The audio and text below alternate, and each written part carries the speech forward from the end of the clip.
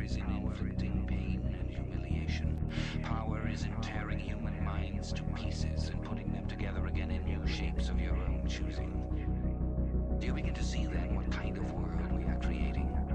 It is the exact opposite of the stupid hedonistic utopias that the old reformers imagined. A world of fear and treachery and torment, a world of trampling and being trampled upon, a world which will grow not less but more merciless as it refines itself. Progress in our world will be progress toward more pain. The old civilizations claimed that they were founded on love and justice. Ours is founded upon hatred. In our world there will be no emotions except fear, rage, triumph, and self-abasement. Everything else we shall destroy. Everything. Already we are breaking down the habits of thought which have survived from before the revolution. We have cut the links between child and parent, and between man, and between man and woman. No one dares trust a wife or a child or a friend any longer. But in the future there will be no wives and no friends. Children will be taken from their mothers at birth, as one takes eggs from a hen. The sex instinct will be eradicated. Procreation will be an annual formality, like the renewal of a ration card. We shall abolish the orgasm. Our neurologists are at work upon it now. There will be no loyalty except loyalty toward the boy. There will be no love except the love of Big Brother. There will be no laughter except a laugh of triumph over a defeated enemy. There will be no art, no literature, no science. When we are omnipotent, we shall have no more need of science. There will be no distinction between beauty and ugliness. There will be no curiosity, no employment of the process of life. All competing pleasures will be destroyed. But always, do not forget this, Winston, always there will be the intoxication of power, constantly increasing and constantly growing subtler. Always, at every moment, there will be the thrill of victory, the sensation of trampling on an enemy who is helpless. If you want a picture of the future, imagine a boot stamping on a human face forever.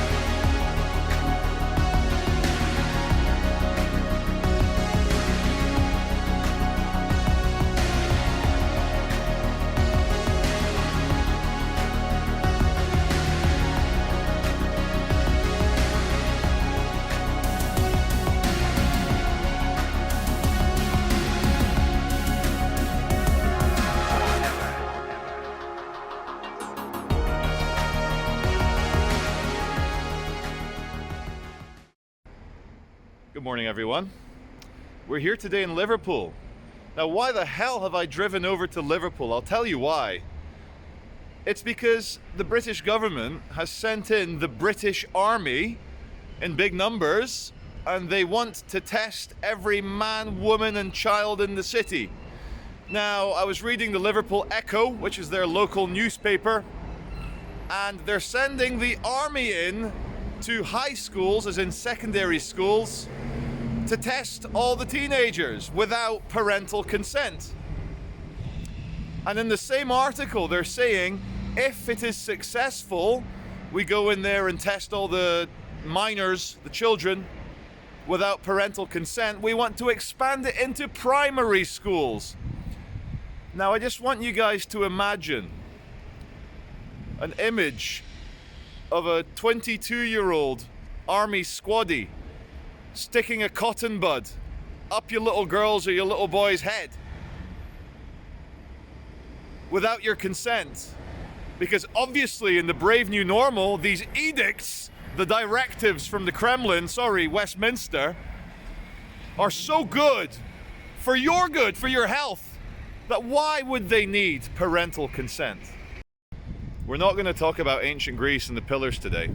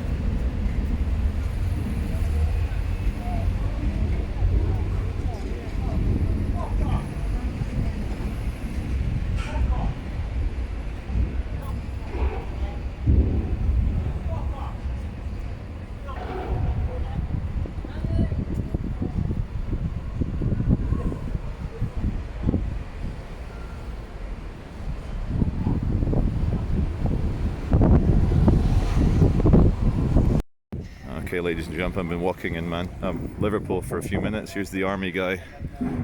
Here's the army training centre in the city centre. He's pointing the gun at people's heads.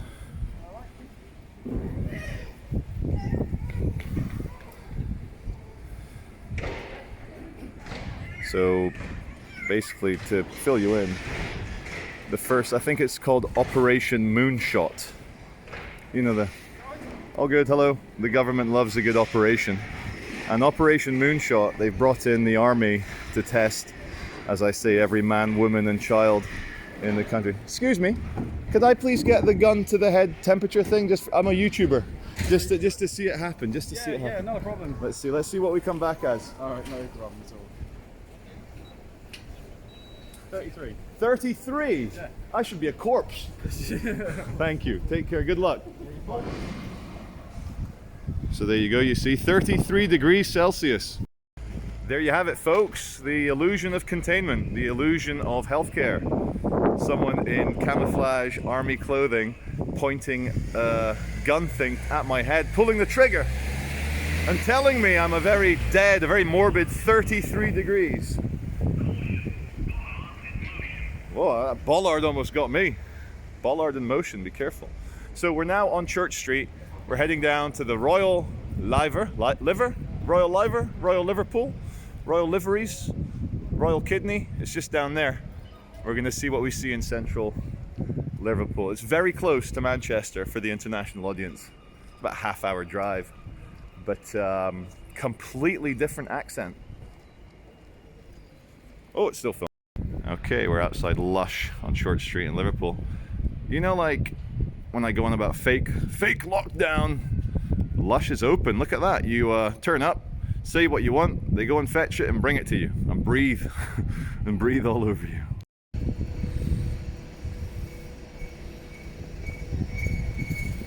That's a big seagull. Oh, it's clocked me. It knows I'm capturing its photons.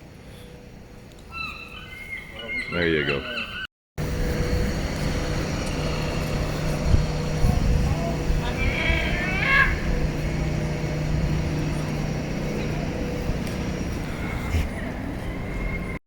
They've got very scary pigeons here in Liverpool, very sharp beaks. Blend it. Whoa, the size of that. Your famous British licence police.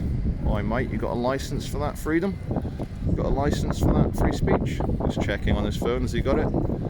Oh, I don't know. So there he is. Look at that, his uniform. Very, very similar to a policeman because he's a licensing officer. And if you haven't got the right paperwork for your battle spoon or your assault paper cup, we'll take you away. Okay, ladies and gentlemen, we are here at the very center of Liverpool. Going to do a reveal on the very ugliest building in city centre Liverpool. Are you ready? Let's rewind. We'll get it. Here we go. We'll get it. Hey. Then we go up. Wait for it. No, my YouTube channel at 10. You all right? Okay, so we come back. I should have gone widescreen, but hey. Yeah, we're gonna go widescreen, guys. There you go. What a monstrosity! Just looking at the material they've used here, obviously it's a brutalist, cuboid, modernist piece of shit designed to depress you, so you feel guilty when you go into court. And it won't come up, but the material is compressed gravel with concrete or resin. Great!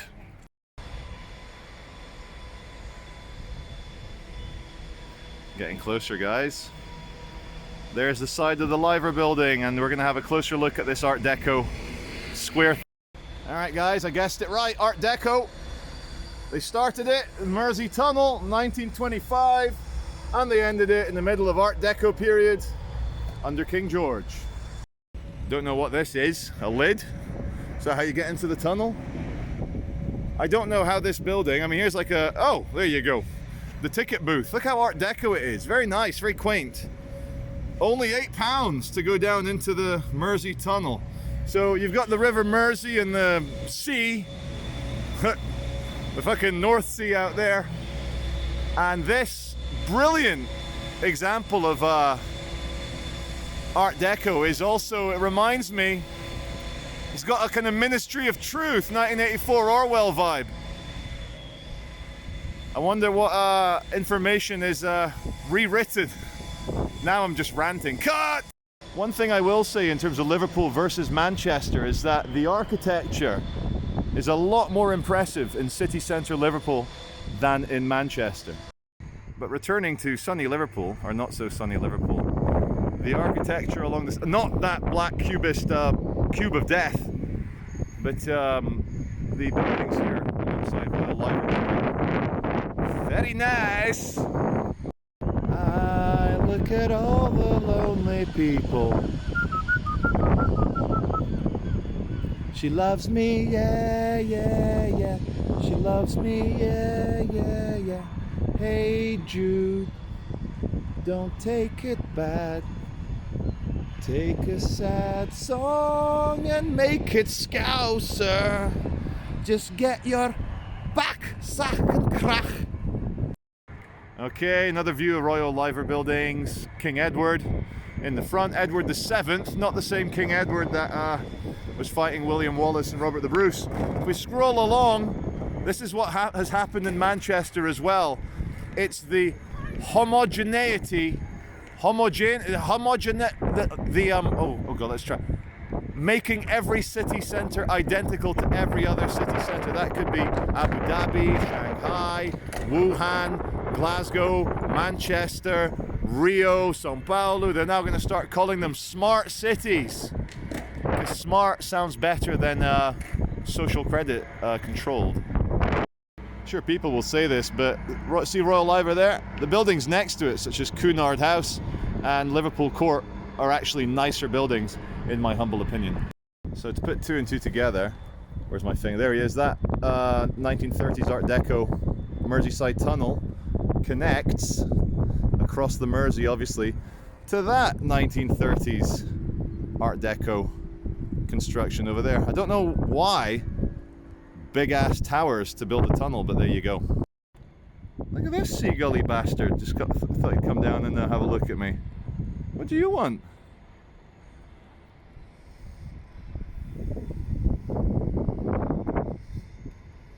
Bite it. Bite it. Bite it. Oh. What the hell is this thing? We're here outside the Museum of Liverpool, Liverpool Museum, and they put these hellscape nightmare fuel creatures outside. What are they? What are their intentions? Do they come in peace? And again, modern architecture. Do you know what it is? Like, you see when you look at an old building, all the little bits, all the little fractal designs, everything kind of makes sense. Your brain goes tick, tick, tick, tick, tick, tick, poof. You understand it. Modern art, it's just wrong angles. It doesn't make sense. There's no equilateral, there's no fucking anything. It doesn't add up to anything. It's just nonsense for the sake of nonsense. And again, Liverpool Museum will come round. Oh god, don't look at those creatures. Oh my, this one's got a human face. Fuck me. So I've got a bad angle of it, but it's all bad angles. It's just weird. I should have filmed the front of it, but you get the idea. Where does your brain go? Where's the connect from one bit to the next? And why black cubes? Fake cubes. It's not even a real cube. Have a look at this shit. We're gonna do a roaming shot because obviously the screen's two-dimensional and I want you to appreciate the 3D-ness of this site, so we'll keep it moving to give you a bit, your brains a bit of 3D. All right, now we're heading towards a UNESCO, what's that? United Nations everyday super amazing fucking thing to look at. Sail ship here.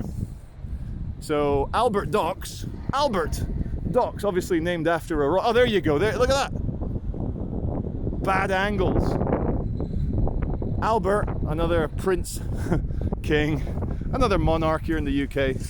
This is his docks. In the distance again, in another 1930s, very Ministry of Truth Art Deco thing, you have Liverpool Cathedral. And in the foreground, the pump house. And here, Sorry, let's get back onto normal mode. There you go. Albert Docks. I'm not going to go into it, just to give you a quick look. And geez, oh, I didn't know this was here. So Lusitania, as far as I understand it, yeah, was a kind of like Titanic ship that was torpedoed. Wait, it's not focusing. Fuck off. So we've not forgiven the Germans, have we, for sinking the Lusitania, killing 1,200 people in 1915 off the coast of Ireland. What the hell? This ship was 20 minutes into its journey, full of just people, normal people, not even battle people. And that's what remains, guys. They found the propeller. So to touch an actual item, oh, I'm not going to be able to reach. For fuck's sake, they make everything so annoying. Anyway, I'm not going to touch the Lusitania's propeller now. Coming back this way, it's like someone's dropped a modernist, badly angled turd. Someone has bent over, squeezed their guts, and pumped out that. Can you imagine? You're the director of the development company, and the architect turns up and he goes, "Oh, here you go, look at this. Here's my design." And you're like, boom, give that man his check. Brilliant, what a genius. I think I'd be like, dude, what the fuck? Have you even been to study architecture? No, you've not. And why black? I don't know. Is it because when they start lining up the dissenters, the blood won't show up on the side of the building when they get shot? Whoopsies, shouldn't talk about that sort of thing. Okay guys, we're gonna go into the belly of the black cubist nightmare. Oh my god, you can actually live in this place. No thank you. Oh my god. Remember what I was just saying about architecture? There's like an architectural museum here. Now that's wound me up. This is too much. Residential sales, lettings, estate management. God, people want to live in these things. This is the brave new normal, isn't it? I'm just a dinosaur. I don't belong. Oh well, I guess the fight is to maintain the old normal, no matter how horrific or messy it was. It's our normal. Look at that, these big expensive modernist buildings. No, let's fetishize the poor people from the council estates in the past. Look how authentic they are, wonderful. And we exit.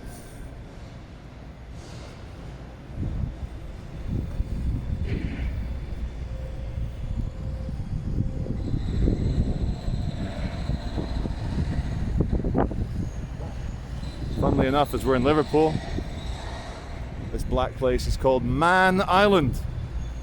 Man Island. There's a cute building, isn't it? That wouldn't look at a place in Manhattan. The poor cops, they have to work in a very unappealing, unaesthetic building on the waterfront. But hey, at least they're on the waterfront. Some sea views for when it's nice and sunny. And next to this bus stop, bus station-y thing. And we're gonna go and have a look at Liverpool 1. What they've done is they've refurbished a lot of Liverpool city centre. They've called it private property. They've made it an outdoor shopping mall. And it's heavily securitized. So let's go and have a look. Here we are in Liverpool 1. We're outdoors, yet we're in the development. And this is the brave new normal, I guess. Of course, it's not brand new. It's been going on for 10 years in preparation. But here, I don't think it's considered public. I think we're on private property. And so goons that aren't state employees, private goons, feel that they have the right to kick you out of here physically.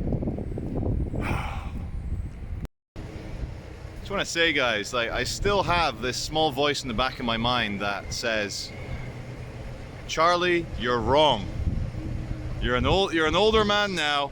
and the things that young people are into, the tech-based solutions, the smart cities, the Snapchats, that's not for you, old man. What else do they use? Tinder. Never used Tinder. That's not for you, old man.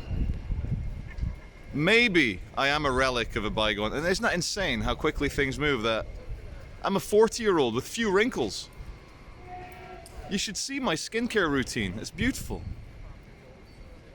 This guy is walking past staring at me for that one line. They don't know my channel. They just think I'm a weirdo.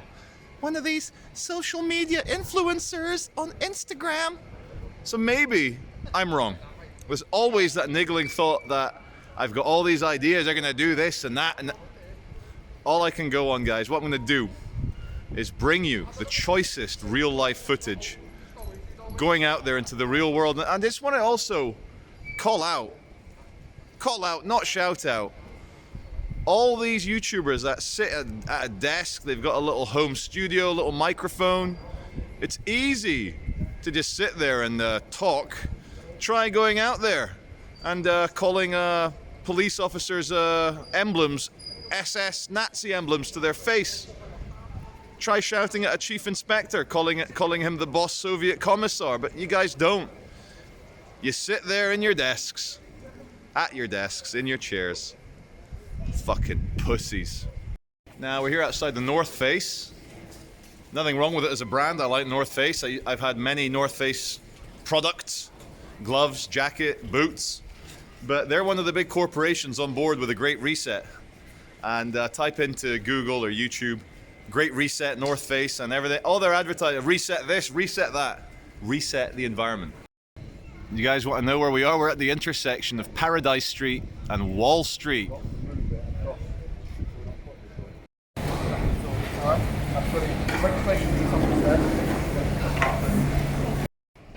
I'm here at St. John's shopping mall.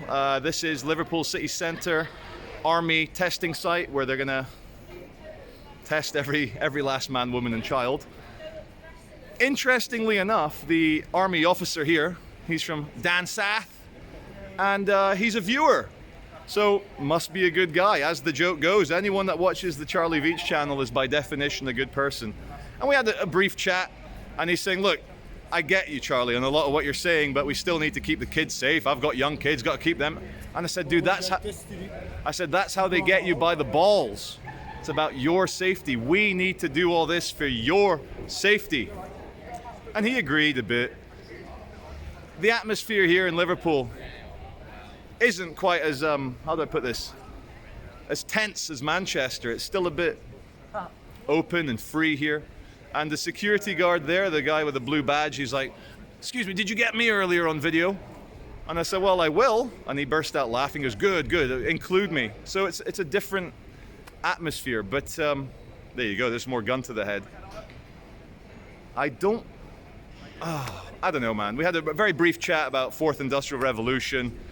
Has the economic system of the world gone kaput, so they're gonna fix it? I don't know, but here we are. This is Charlie Veitch at Liverpool. Thank you very much.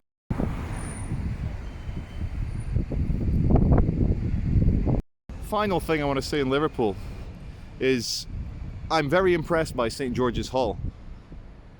Built in the 1850s, height of the British Empire, when Liverpool as a port had a lot of money, a lot of trade. And they built this thing, obviously, in the exact same style as the buildings 2,500 years ago in Athens. And they've built it to last. You're not going to see developers tearing this down in 40 years saying, it looks a bit old now, much like every other new building. So what has happened to the spirit, the soul, and the balls? What's happened to the balls of Europe?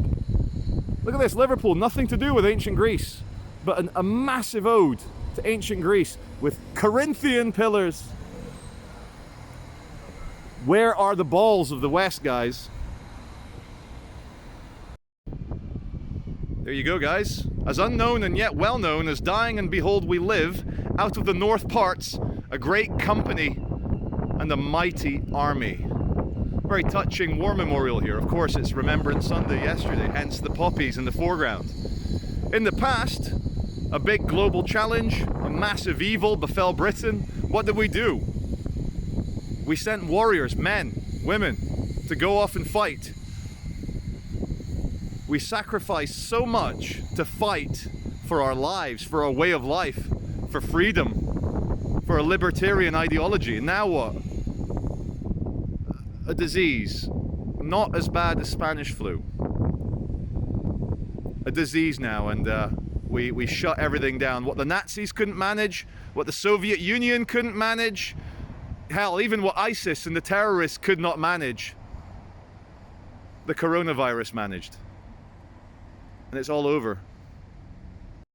Okay guys, one last thought here. We're at St. George's Hall. The walk around the pillars. Good architecture can bring out the best in you. Obviously, everything's connected. What you see around you, what you feel, can really inspire you. Hence why churches are so amazing. Hence why this building's so amazing. It's meant to inspire awe and sophisticated thoughts. Now, just to end today, I am a moderate. I am quite liberal. But I also believe there's a lot to conserve in this world.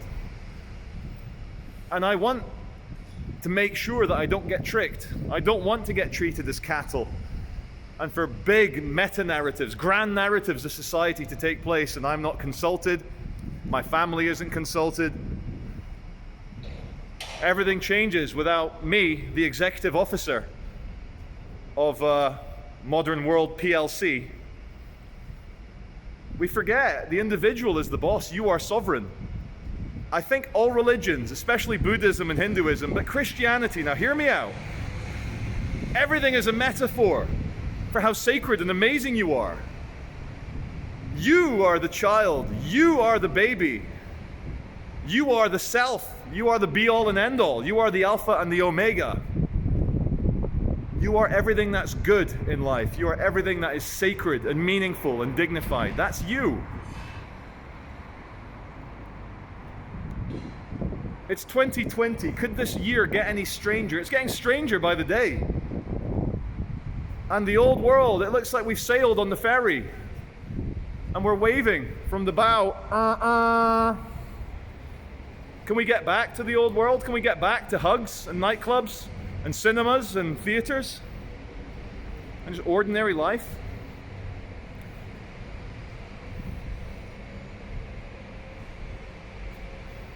I waver, guys. I waver. It goes like extreme, moderate, time to fight, time to organize, time to go dark, not time to go dark. And I'll give it to you honest, I'll give it to you live, I'll give it to you as I feel it every day, as I think it.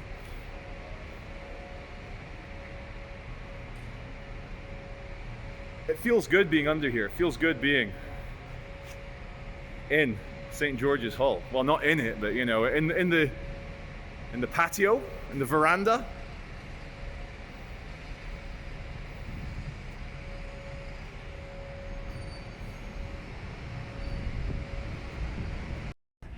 In 2010, I was lucky enough to spend 3 hours with a concentration camp survivor.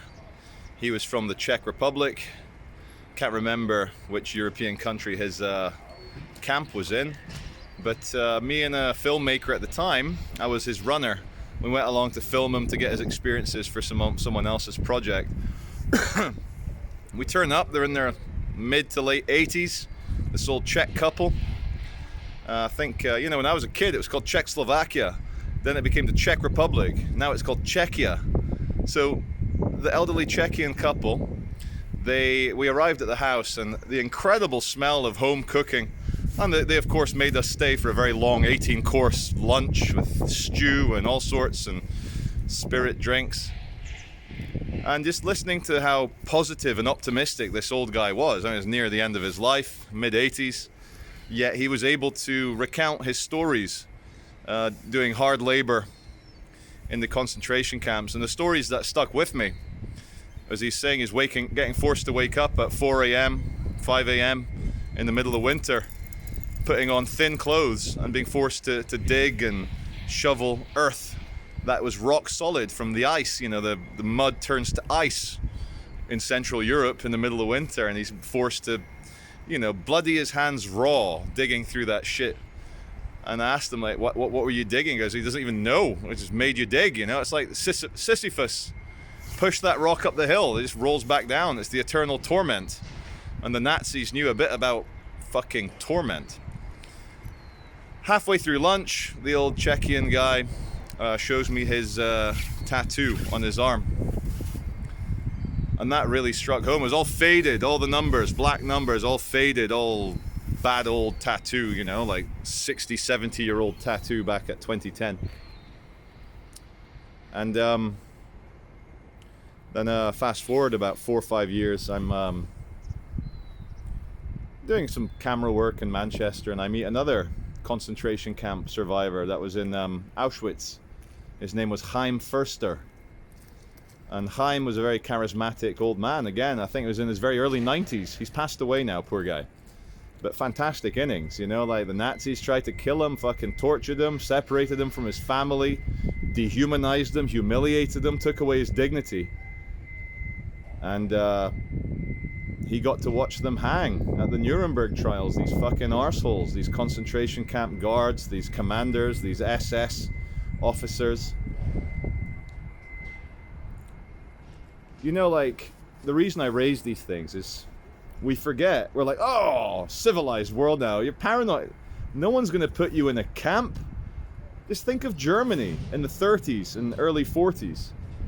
Germany, the land of opera, music, enlightenment, civilization, engineering, science, philosophy. Did I say philosophy? Well, everything. Germany, probably the most advanced, mature, enlightened country in Europe in that time. But you dehumanize a country hard enough, and you know that brief history. Germany, the Kaiser, lost World War I. The rest of Europe was, Germany's a very rich country.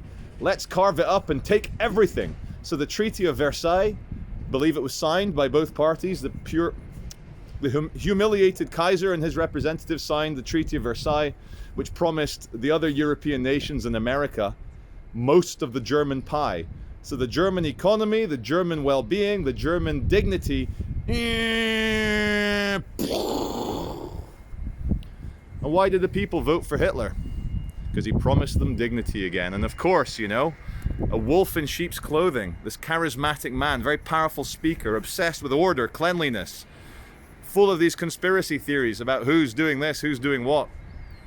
Germany on its knees, sucking the cock of the other allied nations. Something was going to give. And it happened. And the concentration camps happened, and World War II happened. And here we are again in 2020. The carpet's been pulled out from underneath the ordinary men, women, and children of this planet. We are now potential zombies, potential vampires, potential plague carriers, where your neighbors distrust you. Your neighbors are encouraged to snitch you up. Hey, I saw a little girl going into that that attic in that house in Amsterdam. I think her name's Anne. Yeah, they were calling her Anne. She doesn't look Aryan. Yeah, that's right. Just send over the Hitler Youth to come and have a look. We're being asked to report on our neighbors for children's parties. There was that story a few weeks ago in Manchester. There was a terminally ill little boy. I think he was 3. And his grandparents came over. And the police turned up and fined the parents £120 or whatever the fine is for your unauthorized peasant gathering. There's no humanity anymore. All it took, as I said in my video yesterday at the anti-lockdown protest in Manchester, all it takes is a bit of fear of the unknown, a bit of a... It's almost like a magic spell, like a curse. Who's cursed? It doesn't show unless you're sniffly, coughing. And then they tell you, oh, you can have cursed people who don't show signs of being cursed. So everyone, it's like...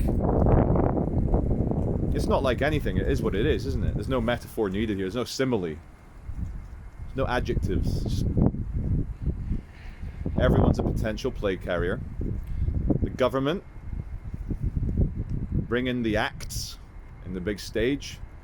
The fancy dress clowns in uniform, they'll be booting people onto trains soon.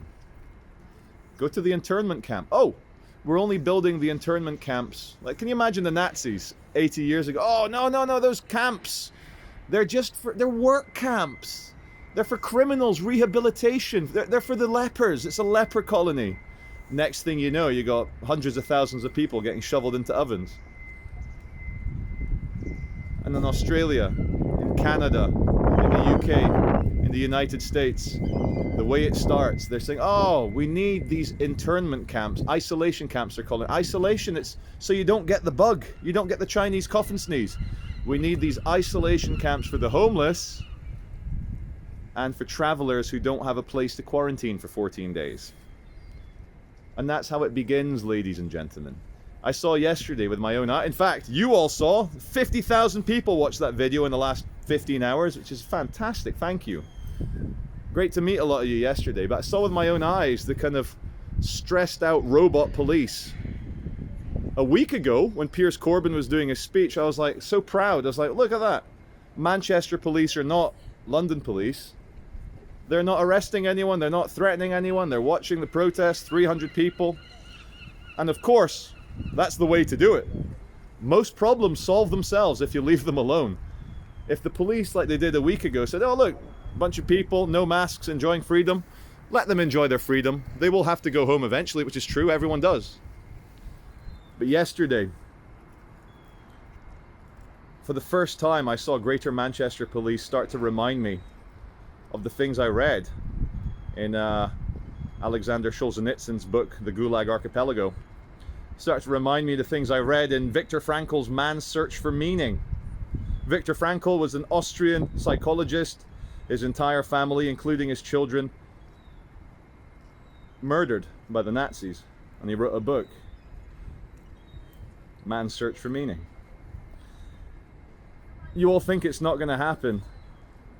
It's not going to happen if we don't let it happen, and here's how we're not going to let it happen. Here's how this can all be a bad dream that we wake up from in a couple of years.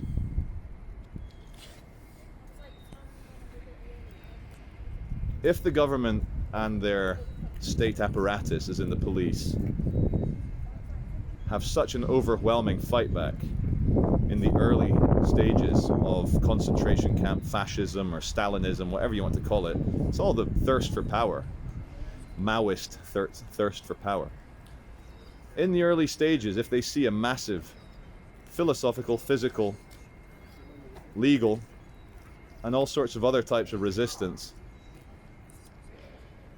then that's it. You know, like, I think it was Mao Zedong, horrible bastard, starved half of China. He said that political power comes out the end of a barrel of a gun. And unfortunately, that is true. And again, I don't condone violence. But one thing I condone with my life is self-defense. And I'll tell you who the heroes are while we're on the subject of World War II and the two survivors that I met. The fucking heroes of World War II were the Jews in the Warsaw Ghetto that had an insurrection, killed a fuckload of German soldiers and officers, and they all died. But they all died with dignity, fighting back. This is Charlie Veitch in Liverpool. Thank you very much for watching.